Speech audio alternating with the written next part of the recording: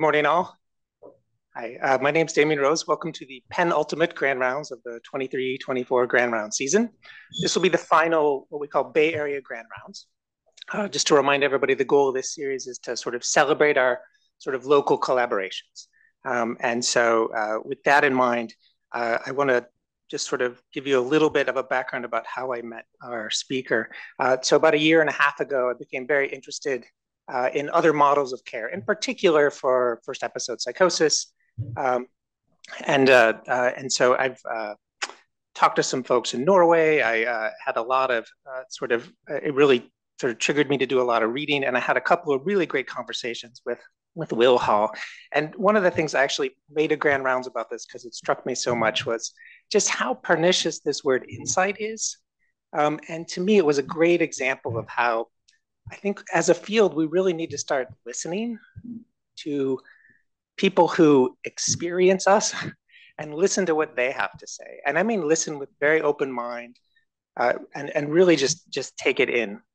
And I really feel like we've been moving this series more and more towards a frame of social justice, a social justice frame. And I feel like involving peers and former patients and advocates is going to be a really important part of thinking about a social justice frame in psychiatry. With that in mind, I would like to introduce Will Hall, who is a PhD candidate at Maastricht University in the Netherlands. He is a schizophrenia diagnosis survivor, a longtime organizer in the psychiatric survivor movement. He's a host of Madness Radio, which I would recommend, folks. He's a co-founder of Portland Hearing Voices, a co-founder of the Hearing Voices Network USA, and a past co-coordinator of the Icarus Project. He's authored The Harm Reduction Guide to Coming Off of Psychiatric Drugs and Outside Mental Health, Voices and Visions of Madness. These are free downloads. He also co-organizes MadCamp. He is formally trained in Jungian psychology and open dialogue. Let's please give Will Hall a warm welcome.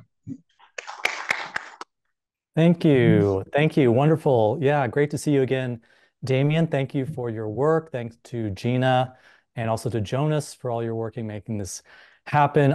Really, it's quite a dreamlike experience doing this presentation for UCSF, because the last time there was so much interest in me, it was when I was a patient here.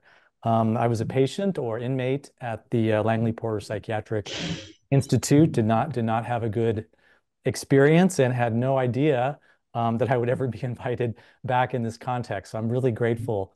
It seems like things may be changing, so that's great to hear. And Damien, that's a great intro for my talk. I really appreciate that. And I also want to thank my colleague, Dina Tyler, who's also has presented at Grand Rounds at UCSF. You can listen to her talk, wonderful talk, on the Madness Radio website. I want to welcome everybody who's involved, listening, participating, being part of this. I know that students, professionals, clinicians, also people who you yourselves have psychiatric diagnosis of one kind or another, people who are taking medication, people who maybe have been offered medication, not taking medication, people coming off their medication, even family members. I'm also a family member.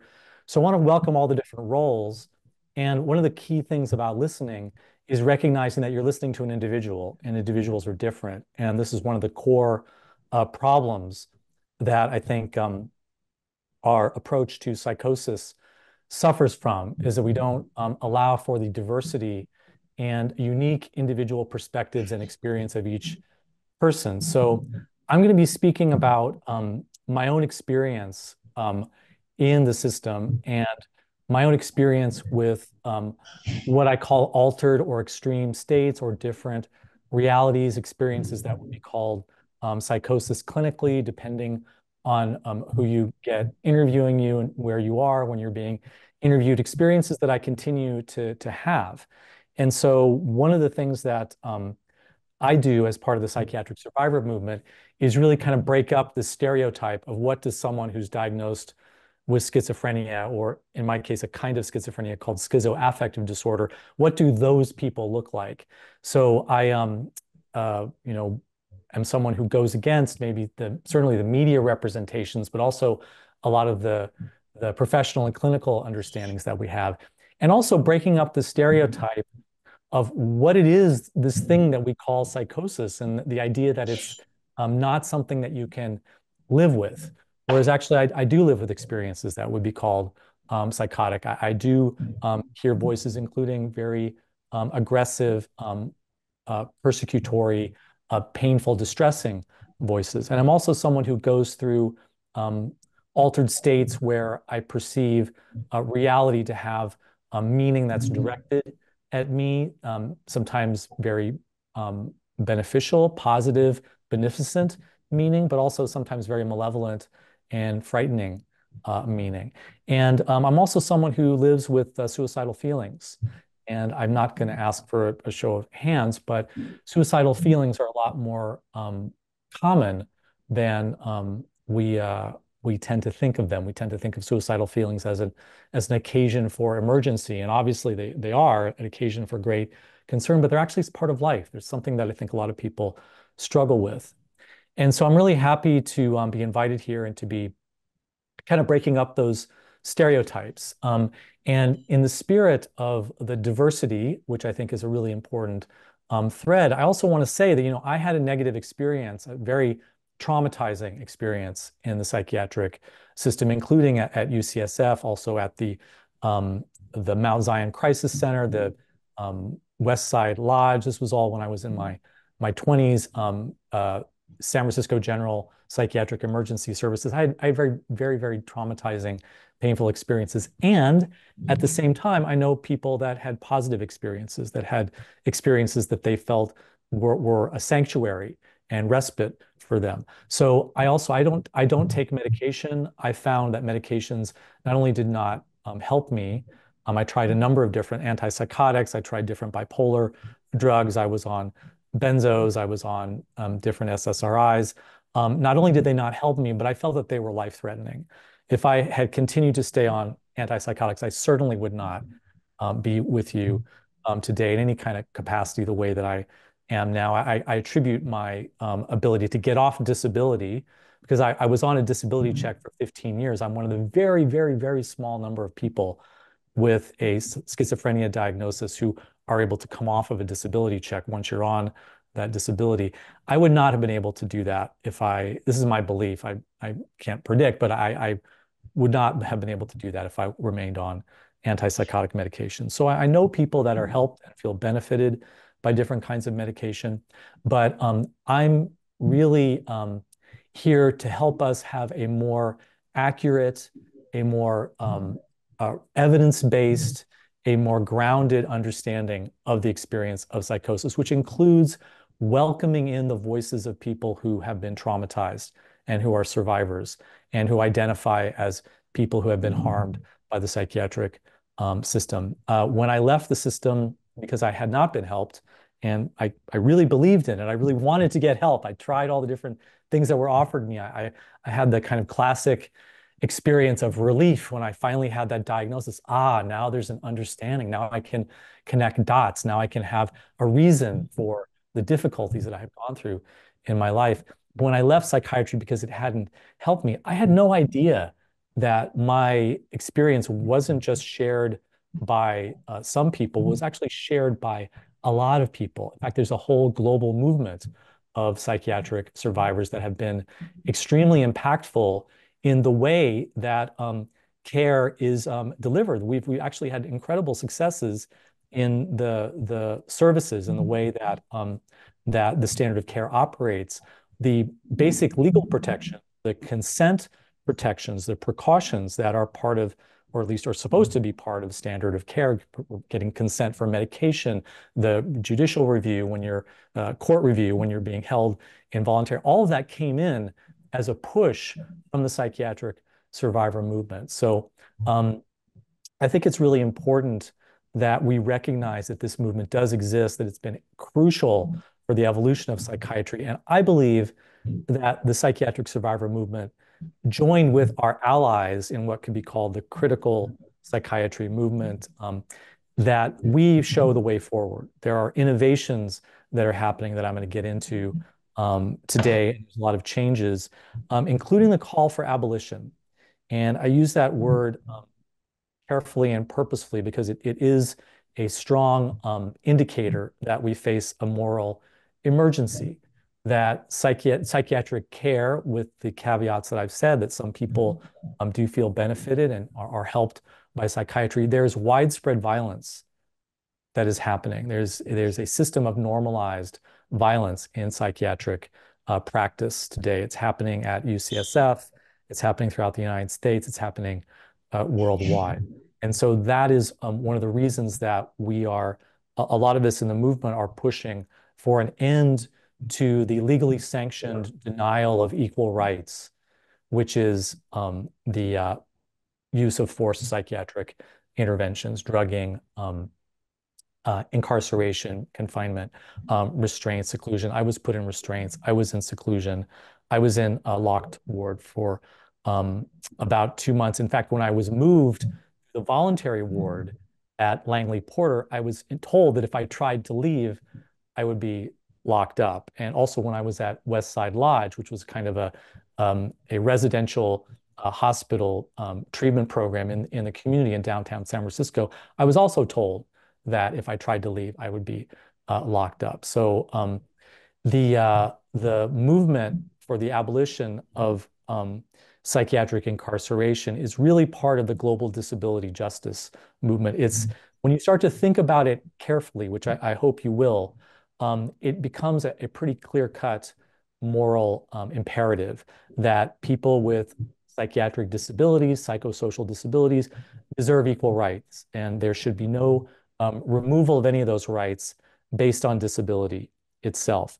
And so the problems that we encounter with people who are in altered states or who are difficult or who are troublesome or who we worry about, who may be doing things that for us feel that they're self-destructive or harmful, those are difficulties that I believe, and the psychiatric survivor movement believes, there is a demonstrated research evidence base that whatever we're encountering with people, we can resolve without the resort to psychiatric forced intervention.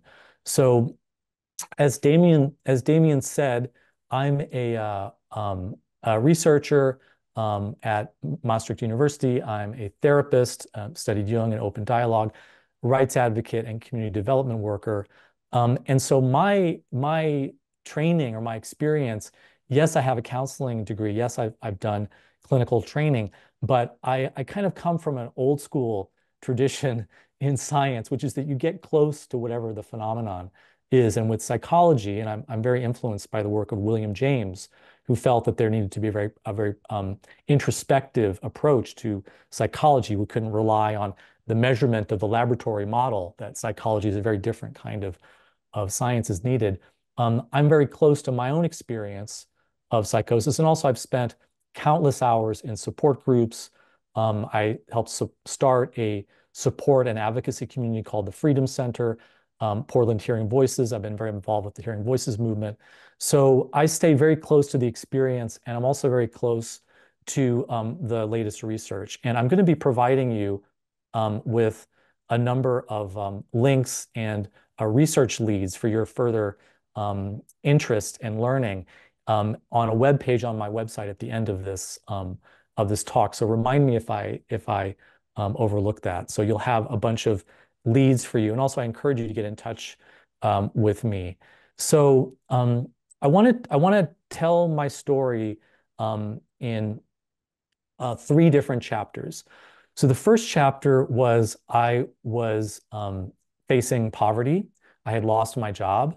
I was cut off from my professional community. I was isolated, and my days and nights were turned around. I was nutritionally very, very in a really bad place with my food and my daily habits. I was spiraling down. I spiraled down at that time in life where I think the first episode is kind of described as often happening 26, 27, mid-20s. I don't believe it's because there's some dormant disease that sort of comes to incubation, but it's really because it's a developmental moment. It's a time of independence, transition from adolescence to adulthood. Under a lot of these pressures, many different ingredients, I spiraled down into a very dark, altered state of consciousness. I was living in San Francisco. I was so terrified of my roommates that I would leave out the window of our apartment.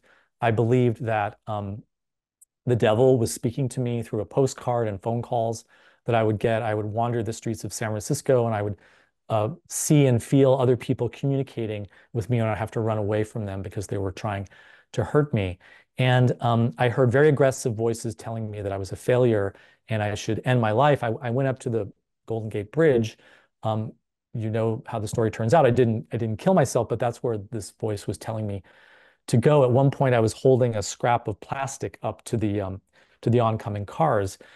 And so when I came down from the bridge, I talked to my therapist at the time, who said, go to the clinic, get a medication adjustment. I went to the clinic and I had no idea what was coming next, but you don't just walk into the clinic, they buzz you in, so the door locks behind you. I was there for about 5 hours, being observed. I was told that the doctor was gonna see me. The doctor was gonna see me. I never saw a doctor. And when it came time for the clinic to be closed, I was ready to go home because I wanted to go to work. And I was no longer feeling like I wanted to end my life. And they said, no, we're locking you up. This was shocking to me.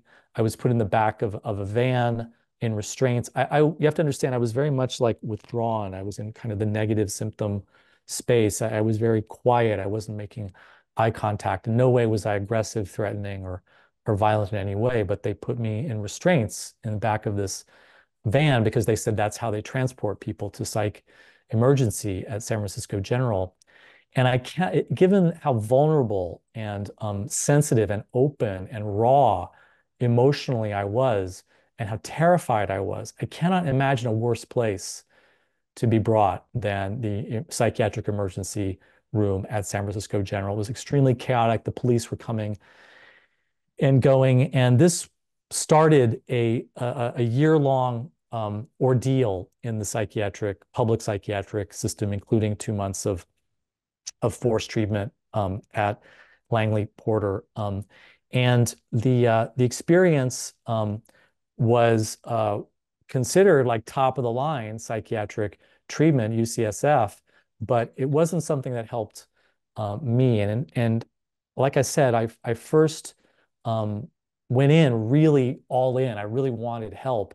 And so when the resident and the two residents and the senior testing clinician doctor came in and told me, we've done these tests with you, Mr. Hall. We've determined that you have a kind of schizophrenia called schizoaffective disorder. There's no cure. It's caused by genetics. You will need to be on medications and manage your symptoms for the rest of your life. There was an element of relief, like finally things have been figured out for me. But that was an extremely dangerous moment because that was a moment not where something was being revealed about me, but where a spell was really being cast on me. A belief system was being imposed on me. And had I continued to stay within that belief system, it could very much become a self-fulfilling prophecy. We talked about open dialogue. We talked about the Hearing Voices Network. We can also talk about the Soteria House experience in San Jose. We can also talk about areas of the world like Zanzibar, Muslim culture, where there's a belief in jinn, there's a belief in possessing spirits and angry ancestors. And these different contexts have better recovery rates for people like me who are diagnosed with schizophrenia because there's that expectation, whether it's in an indigenous context or a clinical innovation like open dialogue or the peer support of the Hearing Voices movement, there's an expectation that you'll go through it, that we can help you, that you're in the right place. And so that moment when I was diagnosed was really kind of like a bone pointing anthropology talks about the sort of the magical induction through the power of belief of illness. And so this is one of the key things that we need to stop doing. We need to stop telling people that they're other, that they're not normal, that they're different. And so fortunately, I was able to get out of that belief system, the system that I believed in exhausted itself. I went on years later to try and go back to school and failed going back to school. I was at California Institute of Integral Studies because I had not connected with other people who shared my experience. My turning point was getting involved with the psychiatric survivor movement and being involved with mutual support peer groups, mutual support groups.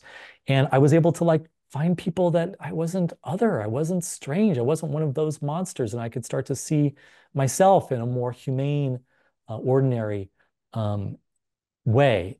And so for a lot of people connecting with community, because let's think about it, psychiatric crisis is about fear and it's about overwhelm and it's about isolation. So if you can connect with other people, maybe you can come out of that isolation, out of that fear, if you can find some trust. So that's chapter one. Chapter two was when I went back to school before I had found the movement. I went through some very difficult, stressful times at school with how school was going. I started to not sleep. And I remember I started to, this was a time when the Columbine school killings happened. People may remember the school shootings. I started to believe that I was responsible for those shootings. And I went to see the film The Matrix. This was 1999. I went to see the film The Matrix, and I was convinced that this was my story, but I was the dark Messiah. I was the Neo that had failed. And so that's why the world was ending with this school shooting. And I became really, really terrified, and I spiraled down, and I didn't want to go back into a hospital. So I found a residence to go to, and I lost my school training. I never finished that degree. So that's chapter two. Chapter three is years later, after I've come off of disability, and I was also under a lot of stress, and I was also not sleeping. And I started to have very strange altered experiences. I remember I had a dream, and then I saw an image from the dream on the side of a bus, like an advertising on the side of the bus that was from the dream. And I called my friends, and I talked about how scary this was and how overwhelming it was. And there was another shooting at Aurora, I think, in Colorado. It was around the Dark Knight Returns, a Batman movie, and I felt very connected. I felt very involved with that, like it was somehow my fault or something was part. I played a role in that, and I remember I was rushing to the plane because I was going to do a training, and I rushed to the plane. I got the plane. I sat down, and right next to me was someone wearing a Batman t-shirt, and so all these connections started happening. I got off the plane, and I was looking for a taxi to go to the venue where I was going to be doing my work, and there was this commotion over my head, and it was bats flying around at twilight. So this third experience, I was in what could clinically be called a relapse of my schizophrenia, but I didn't have that belief system. I had shed that disempowering meaning system, and I had a new meaning system. I had an understanding of where, as I believe now, that these are spiritual experiences, that I'm actually accessing a different reality. I'm not sick or having a relapse. I don't have deficits. I'm just in an altered state. I'm having this weird experience that, yes, it's fearful, but it's also interesting. And the situation was very different because I wasn't isolated. I was able to call a friend of mine, two friends of mine, around the image on the bus. And so because of a different response to the altered state, I didn't go into a crisis. I didn't crash out of my career. I didn't have to go into mental health treatment. So the lesson that I believe I learned, that I see over and over again in my work as a therapist in support groups and the communities that I work with, is that it's not the experience, it's the response to the experience. That actually psychotic experiences are normal, that anybody listening to this presentation, you too can hear voices and have a psychotic episode. Just don't sleep for 5, 6, 10, however long it takes you. Eventually you will reach that point. Laboratory animals, I don't endorse animal testing, but laboratory animals are used in modeling psychosis by introducing stress to normal animals. There aren't schizophrenic lab mice that they find genetically schizophrenic that they do the studies on for modeling psychosis. They create stress. The stress is environmental stress. It can also be sleep deprivation. It can also be neglect, maternal neglect in rearing of the animal as a baby. So the experiences that we call psychosis are normal. And in fact, there is no experience, whether you want to call it ideas of reference, whether you want to call it being suicidal, whether you paranoid, whatever, that isn't in some other culture historically considered normal. In fact, historically, around the globe, the initiation into becoming a healer is not something that you say, well, I think I want to be a healer. I want to be a doctor for the tribe. No, you have a calling, and your initiation comes through an initiatory illness that is often a psychosis, that the person goes through a breakdown, and then the elders, the people around who carry those traditions, they recognize. And again, they create the expectation that there will be a positive outcome of becoming a shaman or becoming a spirit healer. So the experiences that we call psychotic are mixed up with the responses. In fact, as soon as we call it psychotic, we're creating a fear response. We're creating a fear response. There's a big movement now, including among professionals, to drop the word schizophrenia, because not only is it just clinically a mess, it comes out of Kreppelin and the asylum era where they were just throwing different labels on everybody that was grouped together for all kinds of organic psychoses, encephalitis, Alzheimer's. They're throwing all kinds of things on people. So not only is it an antiquated diagnosis, but it's a catch-all. There's so much diversity. 5 people with a schizophrenia diagnosis or a schizoaffective diagnosis could have a very, very different set of symptoms that they describe. So there's a movement to get rid of the word schizophrenia because it just induces fear. In fact, that's one of the things that they found in Japan, is that a lot of patients tragically would go through a psychotic experience, get the diagnosis of schizophrenia, and just go right out and kill themselves because the shame, the humiliation. So we have to disentangle the experience from the response to the experience. Hearing voices is a really powerful example, because the majority of people who hear voices don't have any kind of clinical involvement. They're outside of the system because the voices aren't distressing. Why is it that some people's voices are distressing and some aren't? Why is it that some people are able to respond and cope well with distressing voices and some people aren't? That's what we should be researching, their response. Depression, another example. There's many people who work with their depressive experiences as part of a creative process. A lot of artists, a lot of writers will talk about this. They have to go through almost like an incubation stage of depression, and then suddenly this inspiration comes.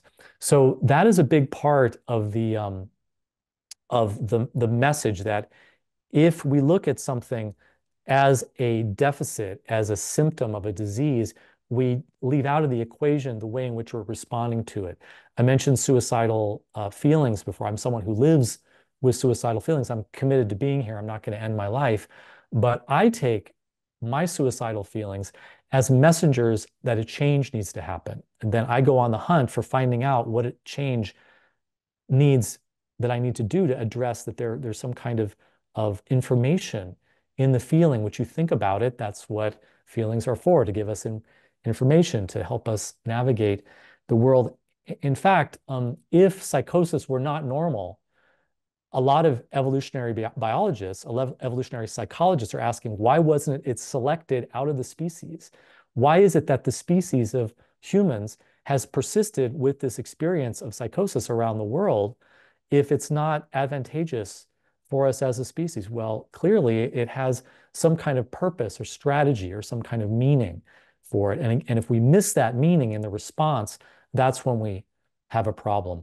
And I don't want to exaggerate the possibility of making dramatic change, because in the system, in our response, because there are people, even with the most innovative programs, I'm thinking of the Open Dialogue program, there are people that seem to be like, well, we can't really figure out even over a long period, how to reach this person. There does seem to be some core of mystery. And anthropologically, if you look at the way that madness is responded to, historically, there do seem to be some people that just go out into these far out states and then but very, very small percentage compared to the people that the response is the problem. And of course, because we can't predict which are going to be the people that will come back or find some kind of recovery or reconnect with themselves in the community, we can't predict those people in contrast to people who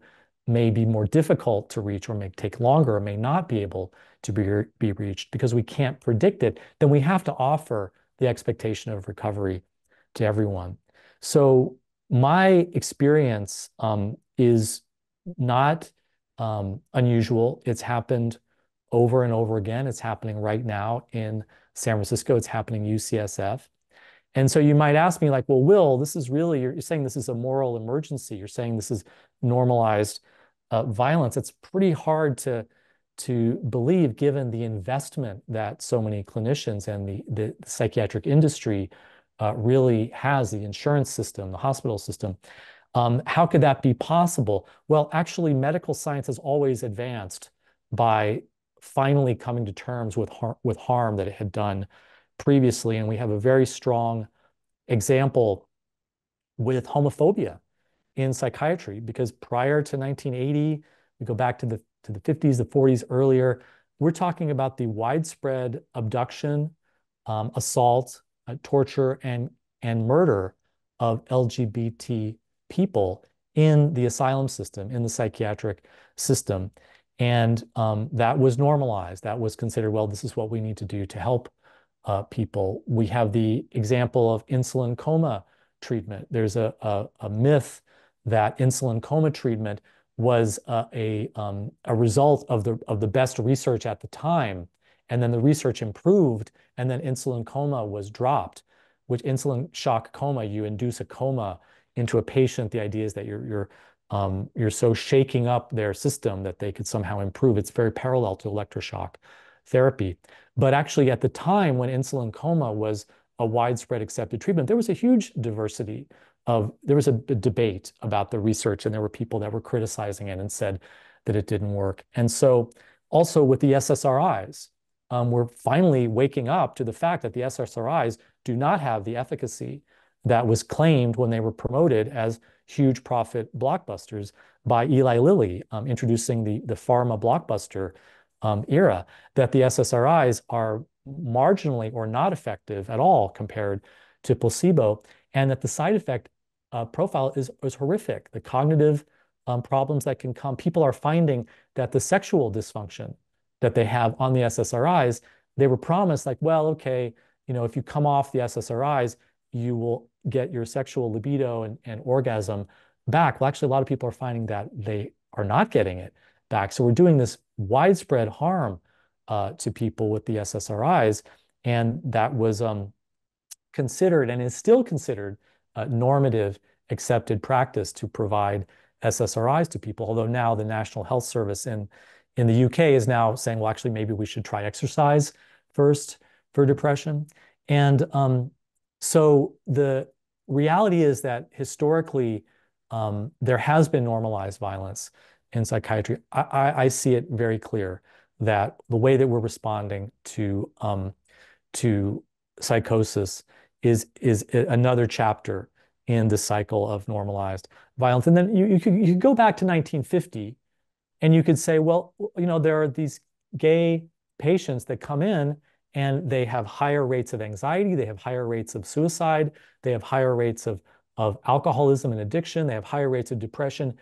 Clearly, being gay is a problem. Well, actually, it's the response to being gay. It's the homophobia that was causing these distress to be associated with being gay. And that's self-evident now. And that's how we need to start understanding altered states of consciousness. That's how we need to start understanding what we call psychosis and scrutinizing the response that we give to people. Hearing voices is absolutely normal. I can't tell you how many times I've worked with families where they just need to go to someone who's in the clinician expert role who just says, hey, your 16-year-old daughter who's taking shrooms and she's staying out late and she doesn't want to listen to mom and dad and she's talking about hearing voices. The voices are normal. That don't freak out, don't have a fear reaction. You have a parenting problem. You got a parenting problem. Rebellious teenagers is part of what families go through. A lot of what I work with in my work with families is really developmental transitions between adolescence and adulthood, that because there's some kind of behavior or experience going on that fits a symptom, boom, here comes the mental health system, here comes drugging, and then the picture gets completely confused that there are a parenting steps that need to take place, like giving the young person a chance to learn from their mistakes and to connect the dots and take accountability. So a lot of my work is just sort of stepping back from that mental health frame, understanding that what the young person is going through is normal in the context of the stresses of moving from adolescence to adulthood, which I think is a big part of what I went through. The claim that psychosis is normal is completely backed up by the reality of how the antipsychotics work. It's a misnomer. There is no antipsychotic. These are tranquilizers. In fact, the neuroleptics, the antipsychotics, are used in veterinary medicine to tranquilize animals and to manage and control wildlife and to control animals in zoos. These are tranquilizers. Anybody on this call that we give antipsychotics to is going to have that sedating effect. And we know with any tranquilizer, maybe there's a kind of a functioning sweet spot that can kind of bring down the stress and the distress and the excitement of certain states and allow the person to cope and manage. So the reality of how medications work supports the conception of psychotic experiences as normal and as stress responses, and also points to the fact that the approach that I take, a hearing voices movement, the psychiatric survivor movement, is not an anti-medication approach. It's a pro-harm reduction approach, and it's a pro-honesty approach. There are circumstances I can imagine where if I'm on a really extreme sleep deprivation bender, yeah, I want a tranquilizer. I want to interrupt. And I've seen many people who I work with to come off of medications. I've seen them use intermittent short-term doses of antipsychotics or benzodiazepine, especially a drug like Seroquel, which can be very effective for going to sleep. In fact, it's the only antipsychotic that there's a market on the street as a in the recreational drug context because it's so reliable to get to sleep. So I've seen these drugs be very useful, but with specific intention based on an accurate understanding of their usefulness, not as a disease treatment or that there's some psychosis disease process that you're treating like an infection of antibiotics. Interrupting sleep deprivation is one of the most useful. But then sometimes people start to really disconnect from reality. They maybe are not in a position where they've learned to manage overwhelming emotions. Some people don't even know what an emotion is. When I was in my 20s, I had a family upbringing from two parents. I love both my mom and my dad very much, but they're very, very traumatized people. There was no emotional literacy. There was no helping me to understand my emotions. Part of my recovery process, you could say, although I'm recovering from the diagnosis, not from the experience, but part of my process of learning to live with these experiences has been to learn how to deal with my emotions. What is an emotion? How do you respond? Again, there's that idea of response. So sometimes when people are in a learning process with coming off meds, they may get overwhelmed. They don't know how to deal with their emotions. They can't connect the fact that they're not sleeping well, they're not eating well, they're not talking with other people, they're not using the different coping things that they're not going to the gym, they're not going into nature, they're not talking with their friends, they've lost track of all that. They maybe never learned it. So maybe they use an antipsychotic to kind of bring the temperature down, to kind of get everything a little bit more under control. But we understand it as a tranquilizer because the long-term use of antipsychotics, and I'm talking like just a few months. I mean, there's tardive dyskinesia can emerge in just a few months. The long-term and even shorter term use is very dangerous for the antipsychotics. I mean, people can have a really severe life-threatening adverse effects. So we have to get away from this idea of medications for life, because really the shift in the prior to the emergence of the kind of pharma dominance in the early 80s with the deregulation under Reagan, prior to that, a lot of people did and were expected to recover from a schizophrenia diagnosis. Psychotherapy was considered a very effective way of responding to a schizophrenia diagnosis. Manic depressive, very, very rare disorder. These kinds of experiences were expected to resolve. It's only after we get into the 80s and then today that we start to have this idea of chronic disease management. And it's very interesting because the whole society is going to chronic disease management. We understand that there are lots of social determinants for obesity, but we move into this chronic disease management model rather than going to a prevention model. So another piece of the puzzle, once we start to understand psychosis as normal and locate the conversation about medications where it should be, is that medications are drugs. Psych drugs are drugs, and they create an adaptation in the brain and the body. And one of the symptoms of that adaptation is greater susceptibility to psychosis. Also with lithium administration, there's a greater susceptibility to mania. So when you're coming off, if you come off too quickly, or you come off cold turkey, which often happens because of the frustration of not having support and the adverse effects, you can actually trigger a rebound psychosis or a rebound mania that's very specific to the chemistry of having taken the drug. So we have to understand this, and there is starting to be more awareness. There's the new Maudsley, in the UK, there's the new Maudsley deprescribing guidelines for SSRI, because there's also apparently more and more research around rebound depression and rebound anxiety coming off of the SSRIs. There's also deprescribing guidelines coming out around the antipsychotics. So that's a big part of the story here with helping people to come off medications, is understanding that slow withdrawal, even hyperbolic withdrawal, where the reduction at the end is very, very small reduction, that can actually lead to success, not just because of the pharmacological adjustment, but because it's a learning process.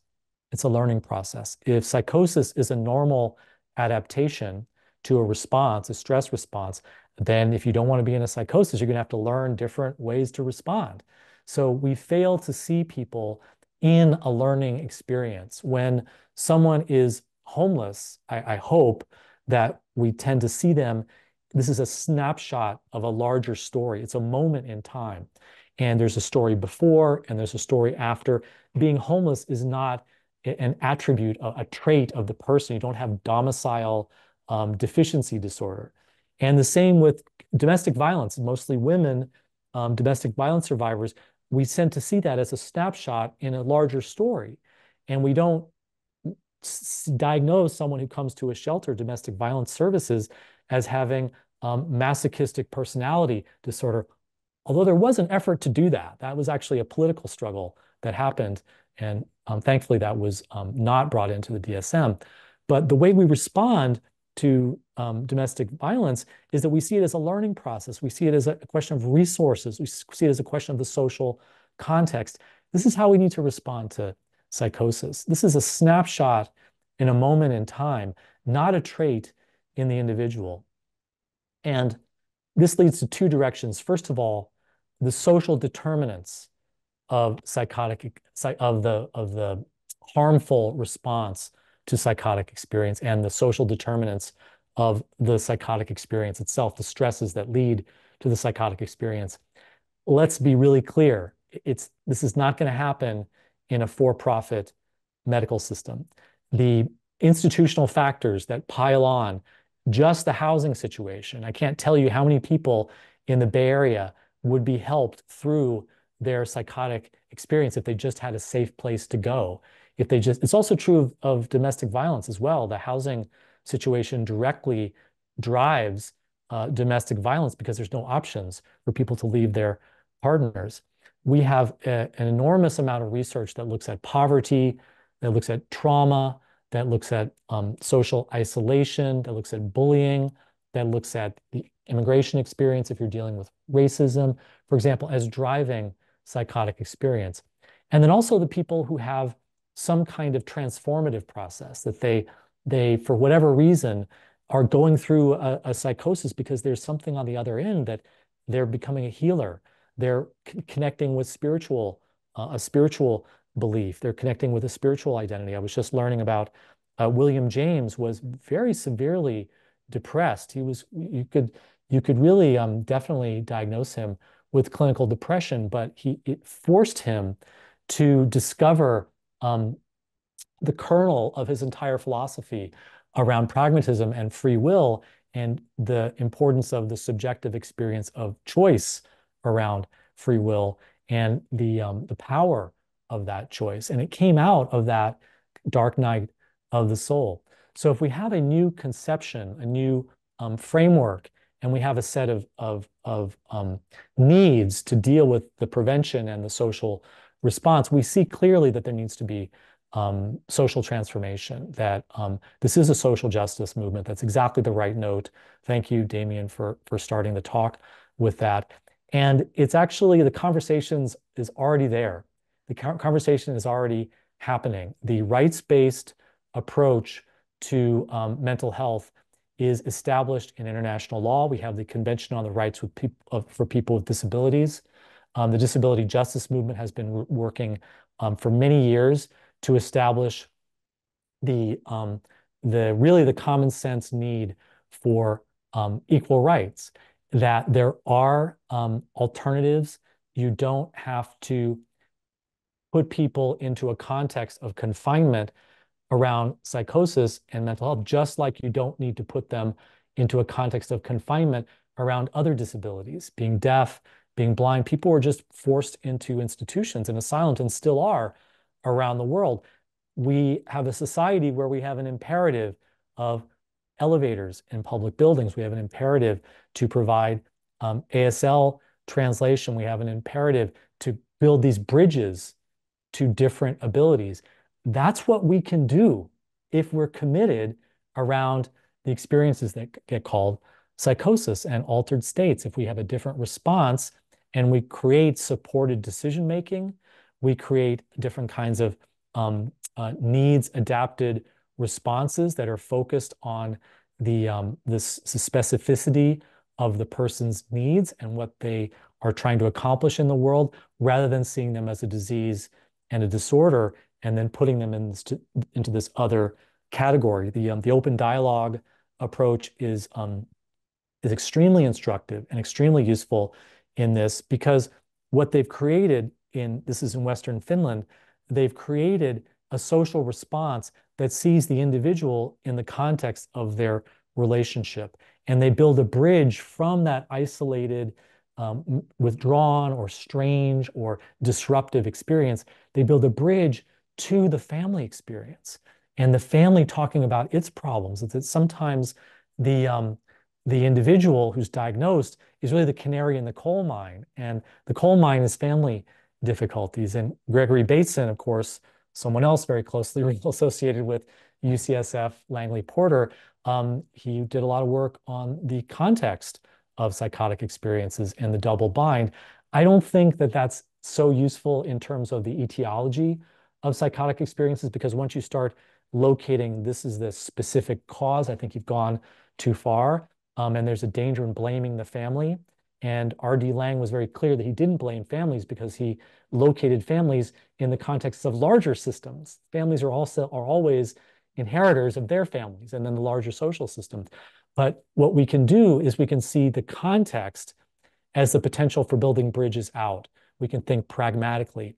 One person is going to find medications a useful bridge. Okay. Another person is going to need to focus on family. They're going to need a trauma response. Another person is going to need the space to just be in their state, just be given tolerance, however long that it takes to accept that person. Until we kind of move to a more factory and fast-paced model in society under capitalism, where urban spaces were very controlled, which is when the asylum started. Before that happened, there was much more space to not be working and to be sort of taken care of by the community. I have a colleague in India who was teaching me a lot about how people in altered states are often seen as having been touched by some kind of spiritual experience. And the temples, the work of the temples is just to take care of, look after people, make sure they're safe, but in a non-intrusive, non-coercive, non-violent way, provide some food, some tolerance. And what I've seen again and again in a lot of my colleagues in the peer movement is that often the professionals, they don't really know how to build those bridges. When you've been through it, if I could sit down with somebody and I say, hey, I hate these medications too. I don't want to take them. I was locked up. I was in restraints. I hear you. Let's talk about the matrix. Let's talk about suddenly there's a bridge that's being built that maybe the professionals can't quite build. And that's why I think the peer movement, the survivor movement, the movement of ex-patients is so central because we've been there and we know what works, we know what directions the system needs to go. And abolition is a strong word.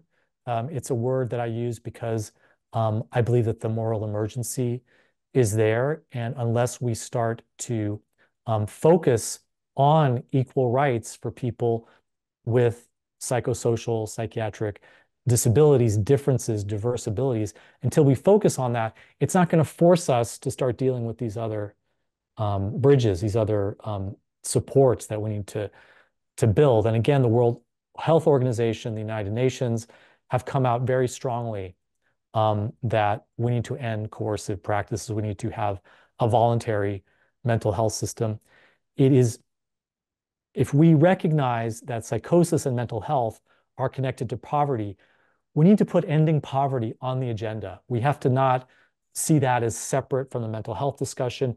We certainly, in the richest country in the world, in the richest empire in human history, 800 military bases worldwide, the richest state in the richest, the idea that we cannot eradicate poverty is ridiculous. Of course we can eradicate poverty if we have the political power, if we have the political will.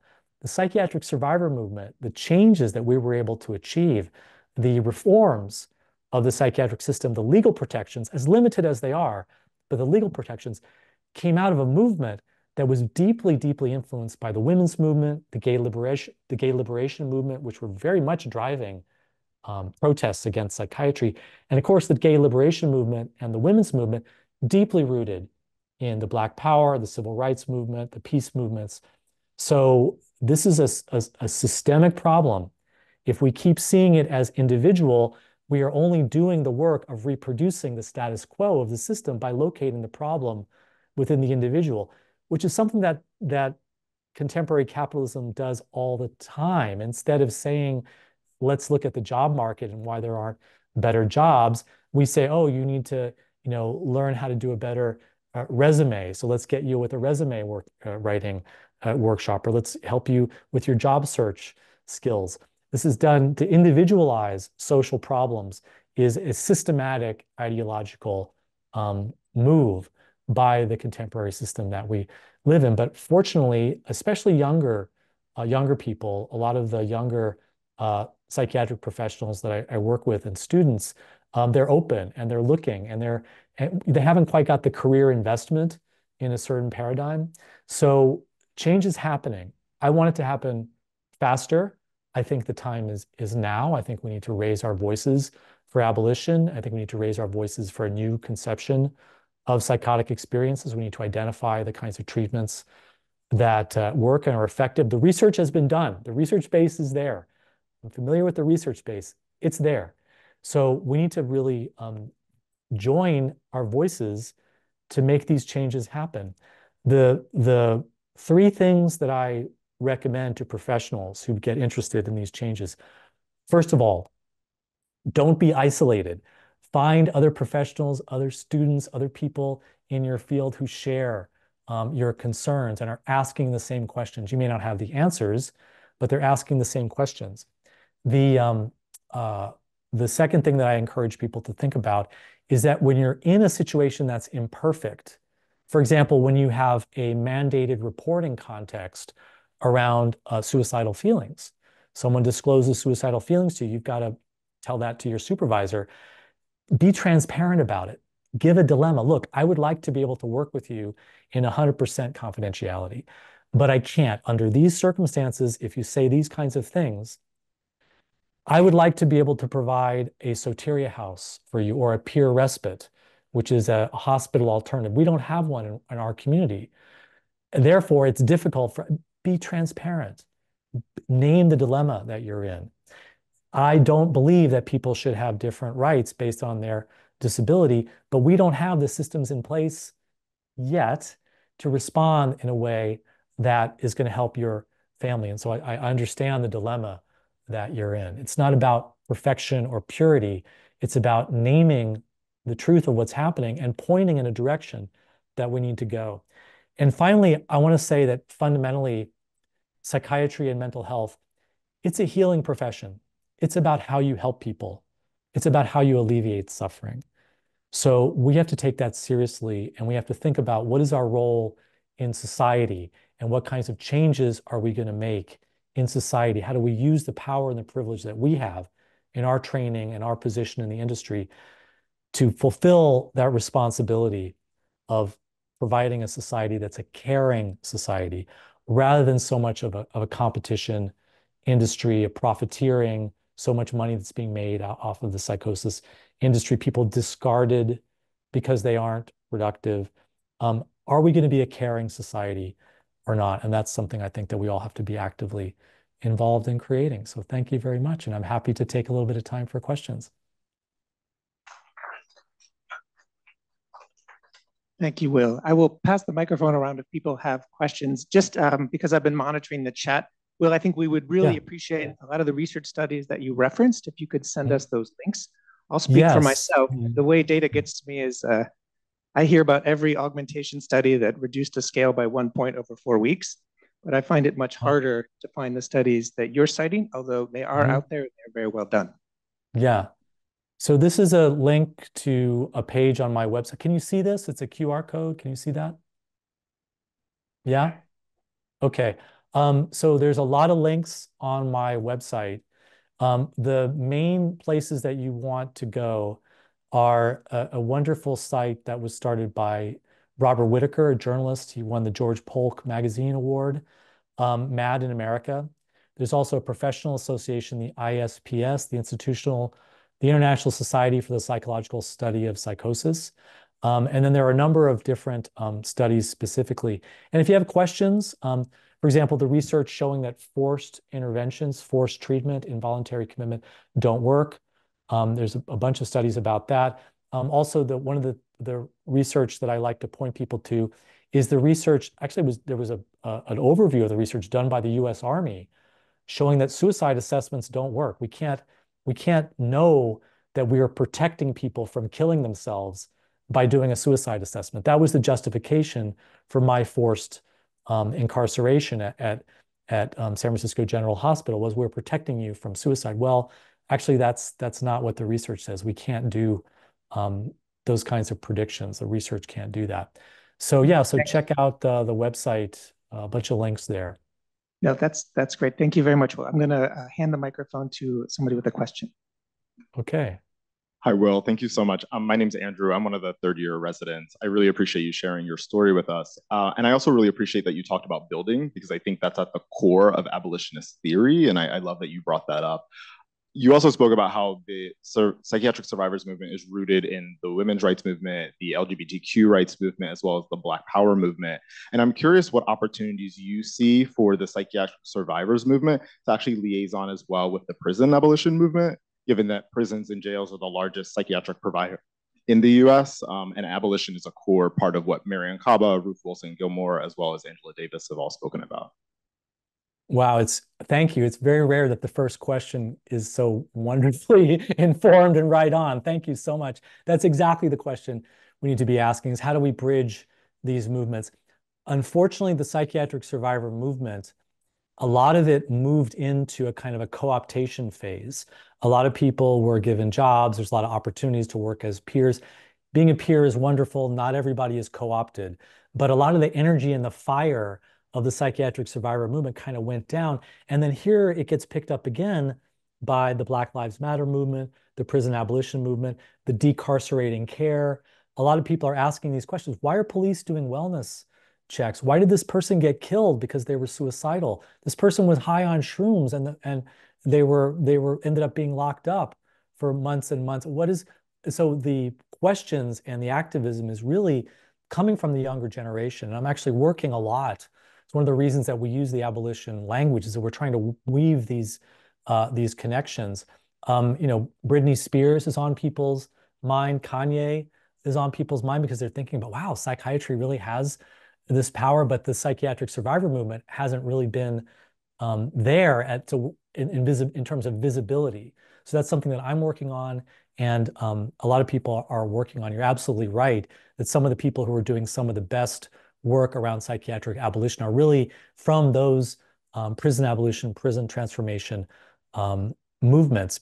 Because we can't, what I hear sometimes is people say, well, it's better that someone go to the hospital than go to the prison, to go to the jail. Well, sometimes, I mean, at least when you're in jail, maybe you have an expiration date. In the hospital, they can keep you as long as they want. But that's a terrible dilemma. That's like we're doing harm reduction between the violence of mental health care and the violence of the prison system. Clearly, some transformation needs to take place in both aspects. So that's a great thought. And there's a lot of discussion that happens on Mad in America, exactly that question. Thank you so much. Yeah. So we are at time. I want to thank Will Hall again. Really appreciate this, Will. I'm not sure if you can stick around. If folks have a place to be, please feel free to step away. I don't know. There may be some communication still continuing on the chat. Will, I have to go, but I will leave it up to you if you want to jump onto the chat. Okay. Sure. Okay. I'll get on the chat. Thank you, everybody.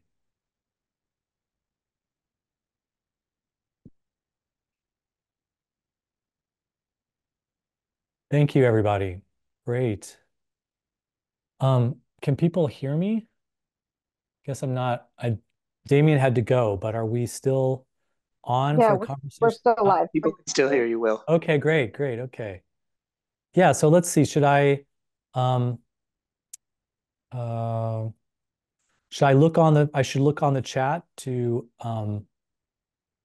for the questions.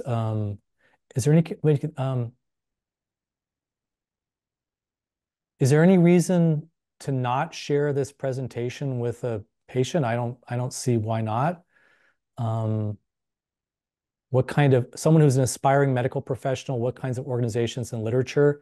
Great, check the website. I have a lot of links there. I think Mad in America. There's also the Wildflower Alliance, and that's a great resource.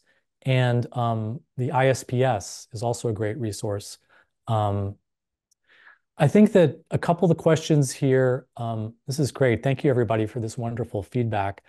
A lot of the questions here are addressing, like, what do I do as a professional?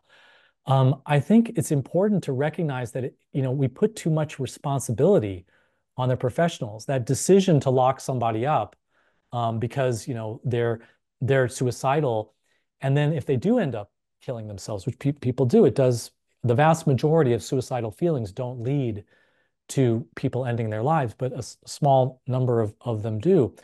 Why does that land on the professional? I don't think that the mental health professionals really honestly there's any evidence that you can blame an individual or choice that a professional made. There are so many different factors that come into someone's life to that point, that breaking point where they do end up killing themselves. So the idea that you're going to blame, I mean, it really is about the standard of care.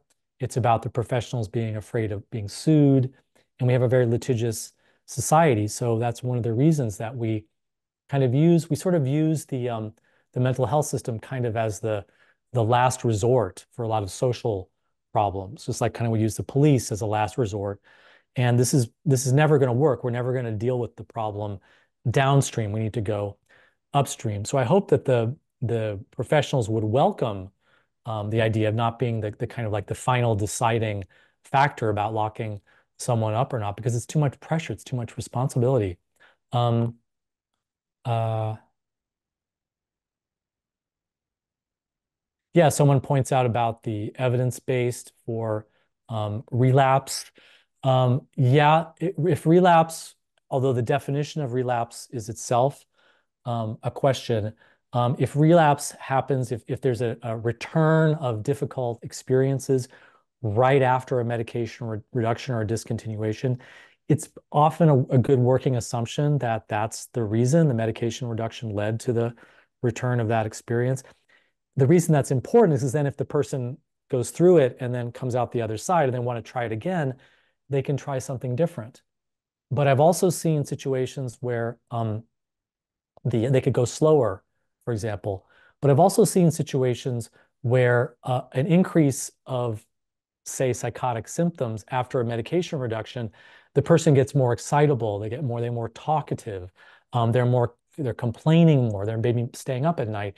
Now the family that lives with the person gets scared. And the work isn't necessarily to reduce the rate of the medication withdrawal because it's within a tolerable range, the distress that the person is going through. The work is now with the family and to teach the family, like, hey, okay, this person their personality has changed. It's probably they're going through some withdrawal, but they're also probably maybe waking up to some of the emotions that have been suppressed by the medication. So the work may be with the social context, with the family to tolerate maybe this transition. And then typically the withdrawal effects will ease over time, not always, but that is something that I'm often thinking about right in any kind of difficult withdrawal moment. Is just give it time, be patient, hang in there. I'm involved in the Maastricht World Survey on Antipsychotic Withdrawal as the principal investigator, and we've discovered a lot of things. We've surveyed several thousand people around the world. One of them is that having better withdrawal coping tools seems to be a predictor of whether the person can withdraw effectively. So as someone is maybe coming down, like a 10%, 20% reduction, things start to get rough. They start to have some emotions, some experiences. What can we do instead of going back up on the med? What can we do to provide some coping tools? Sometimes it's just having someone to talk to, which again, then there's the social context. There's not a respite. There's not a sanctuary. There's not maybe even a warm line or a hotline that the person can call where they will be familiar and sympathetic and supportive about medication withdrawal. Maybe they'll get someone on the call that is going to just tell them to go back up on the meds or is going to give them a fear response. So making it through that period of withdrawal it can be complicated. It takes a certain amount of experience to look at the different options. Okay, here's a question. What are the studies? Yes, so the question about SSRIs, this is starting. There was actually a couple of news media pieces. I'm thinking of one in The Guardian just a couple of weeks ago about, I think it's called Post-SSRI Sexual Dysfunction. And there's not a lot of research on this, but it's starting to get acknowledged. There's starting to be advocacy. Again, put it in the historical context. Now there are black box warnings on the SSRIs that they can cause suicidal feelings and they can cause agitated or aggressive behavior. When the drugs first came out, those warnings were not on the boxes. There was advocacy work, there was patient advocacy, there were hearings, there was pressure that was done. And so that's what we're facing with the SSRIs. The communities of people who've taken SSRIs and who have these persistent residual side effects after withdrawal, they haven't been listened to. Now they're starting to get listened to. So there are a number of links. If you go, one of the links on my website is for Surviving Antidepressants, which is a great website of people who are withdrawing from all kinds of different medications. It's run by my friend and colleague Adele Framer. And that's a great place to ask questions about research into the sexual side effects of SSRIs. It's called Surviving Antidepressants, but they do a lot of work around other meds as well. Great, someone talking about the Hearing Voices movement. Yeah, these are great. I love these. Thank you so much for all these questions in the chat. Let's see, really wonderful comments. intersectionality. What are your concerns, hopes, fears about the push towards AI therapists and providers? Well, that's a great question. I mean, I'm kind of in a niche. My work in as a therapist is very specialized. So I'm probably okay. But most of the people on this call, you're going to lose your jobs. It's going to be replaced by algorithms and AIs. And that's happening already. So the larger question about AI, I think, has to do with how do we introduce technological change in society? Because these are technologies. SSRI is a technology. Antipsychotics is a technology. AI is a technology. Psychedelics are a technology. How do we introduce technology into society? Do we do it because of profit? Do we do it because it's a great market and it's out there and hey, someone can make a fast buck? That's a fast track to disaster. AI is just one example. Is biotechnology. There's all kinds of different, more and more potentially dangerous technologies that we have left to the marketplace to determine when they get unleashed. So the reality is that a lot of the fears that we have around AI aren't just about AI, but they're about the larger question of how do we make decisions of what kind of a mental health system that we want. We don't have a society where we're able to vote for politicians meaningfully who then say, let's create this kind of mental health system. Because I don't think that most people want to replace humans with robots when it comes to caring. They want to have time. They want to have a human connection. But we don't live in the society where the politicians have that power. The power really is in the marketplace. It's really in industry. It's really in the profit motive. And so again, we have these larger systemic problems that we're facing. So someone recommending Lang, his essay on schizophrenia in the politics of experience is quite extraordinary. It's quite eye-opening. He's really mischaracterized as extremist and as romanticizing madness and as blaming families. But his understanding is actually a lot more sophisticated and sympathetic and nuanced. So someone saying they are frustrated with the pushback from leadership. Well, we need new leadership. This is where organizing and not being alone and dealing with divide and conquer is so important. And also, I think that you have to recognize that I do think that at heart, it's a caring system and that everybody in the mental health system wants to care. And so if we can unite around how to care better, we can move forward around what can we actually provide people. But also, I think that it's a mistake to see the solution just in mental health system reform and change. A very simple example is time. There's so little time in society just to care for each other, to just listen to each other, to take the time that's needed to pay attention when your friend has a family that's in distress or that there's someone in your workplace. And so if we had more time as a society, we could create spaces for more support groups and more connections and just more hanging out and getting to know each other. I'm interested in universal basic income as a potential direction that we could go. And now there's a lot of problems with it. If you give people universal basic poverty income, that's not a solution. And then there's the question of what's the rest of the society doing when people are getting universal basic income? Are those decisions still not being made democratically? But I think the idea of freeing up time, a lot of the research on when you provide people universal basic income, they meet their basic needs and then they start to open up creativity and generosity, which defies a lot of our kind of free market assumptions about competition being normative. So let's see. What kinds of organizations and literature? Yeah. Okay, let's see if we've got, let's see. Um, uh, Okay, yes. Thank you so much for the Latino community. I imagine you're thinking about his Spanish-speaking monolingual services.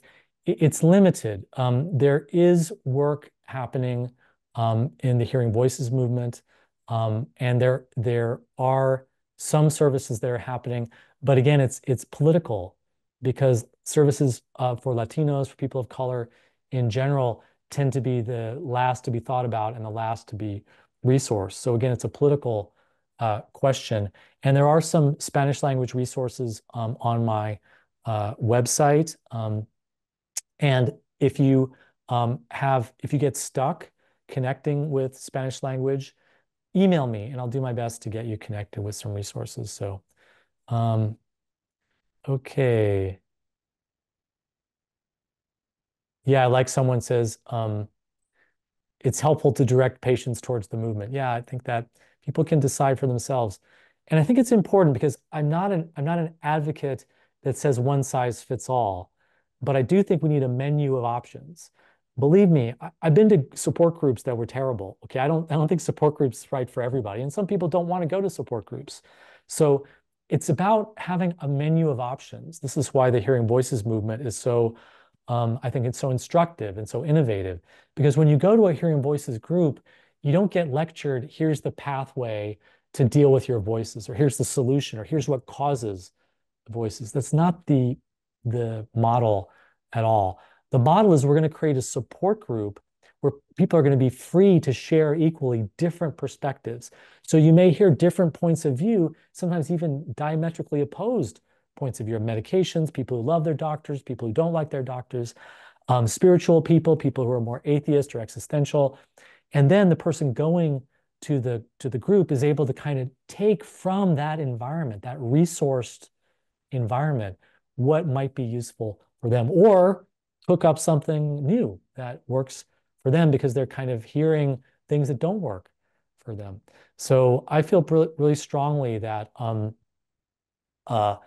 we don't want to reverse the equation that psychiatry says meds for life, and then we say we also give an instruction of the solution. But we want to open up into dialogue and conversation and the opportunity and space for people and families to figure out for themselves. So this is someone who says, I'm going to read this. My mother has schizoaffective disorder, and I went to a family constellations workshop on intergenerational trauma, which is something that I work with quite a bit. And the facilitator asked me what the trauma was in the generation before her.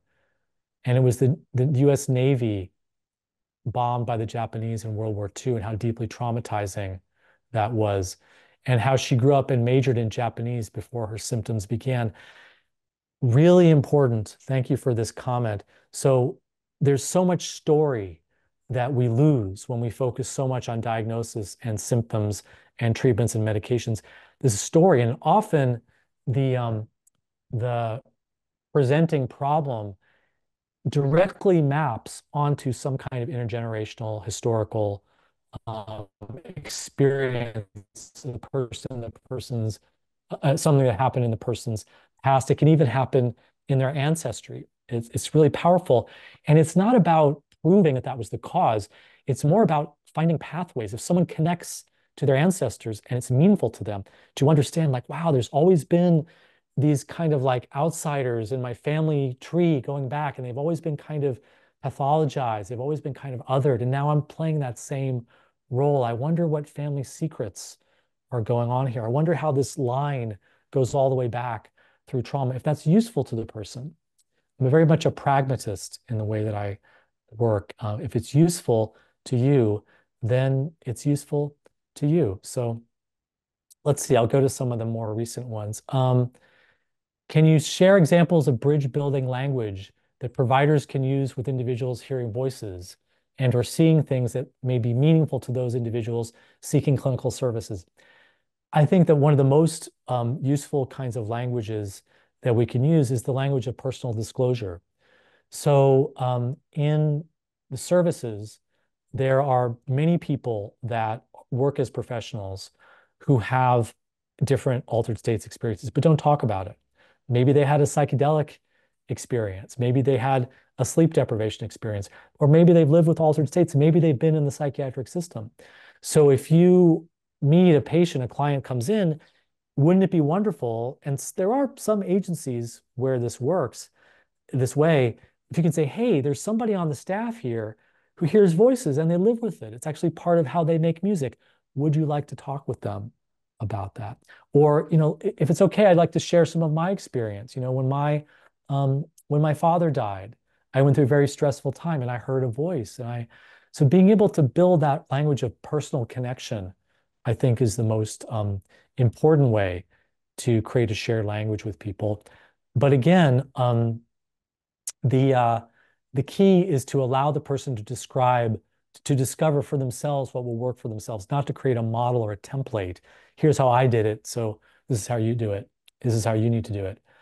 Okay, here's somebody asking, we learned about R.D. Laing in grad school and the house he set up in London. Yes, Kingsley Hall. Everyone lived together and were offered therapeutic support, but the residents also provided one another support too. Yes. Very interesting moment. Historically, Kingsley Hall was kind of a place for people to go if they didn't want to go to the hospital. And it was also a place for just people in the society and also professionals to go if they wanted to explore their mad side, if they wanted to open up. Because Laing was not someone who romanticized madness. He saw madness and normalcy as both problematic responses to a mad society. And he saw that these were both strategies that were denying our authenticity. So Kingsley Hall was a place that people could live together communally. It was kind of like a commune, an urban commune, and support each other and explore their experiences and high tolerance for unusual disruptive behavior and acceptance. It was very kind of chaotic, and there were definitely people that were really helped, but there was also kind of too much chaos at that end of the spectrum. And so what's interesting is that Laing's colleague was Lauren Mosher, who set up Soteria House. And Soteria House is a really important research study that I think people need to look into. It was a house that was set up in San Jose, California. Lauren Mosher, who directed it, he was also the head of the National Institute of Health schizophrenia program. So he was very high up, but it was the beginning of the pharmaceutical sort of takeover of psychiatry, if you will. There was still a lot of social psychiatry. There was still like a lot of humanistic and even psychoanalytic psychiatry. So Lauren Mosher set up this house that was actually modeled on Kingsley Hall that Laing had done, but he sort of like made it more structured. And interestingly, they just had a model of being with people, that you are going through a psychotic state, you haven't been medicated, we're just going to bring you to this home-like environment, and we're just going to hang out with you. And for a lot of people, not everyone, but a lot of people, things resolve themselves just with caring, listening, attention, just being with. And what they found was that when they were hiring staff, it wasn't trained counselors that they felt had the best ability to just be with people, but it was actually people who had experience helping people through bad psychedelic drug trips, who were able to help someone go through an LSD freak out, just being calm, being centered, being relaxed, not being afraid, being gentle, being a presence for the person, being open, that these were the kind of people that they hired at Soteria House. And actually there was a bunch of research that was done showing that it was actually quite effective. Unfortunately, for political reasons, Soteria was kind of shut out. Again, that push towards the biomedical pharmaceutical era. Okay, well, we've gone quite a lot over, and I guess we'll wrap it up unless somebody has a last question that they want to put in the chat. I want to thank everybody for being part of this, and I really appreciate this invitation. So thank you very much.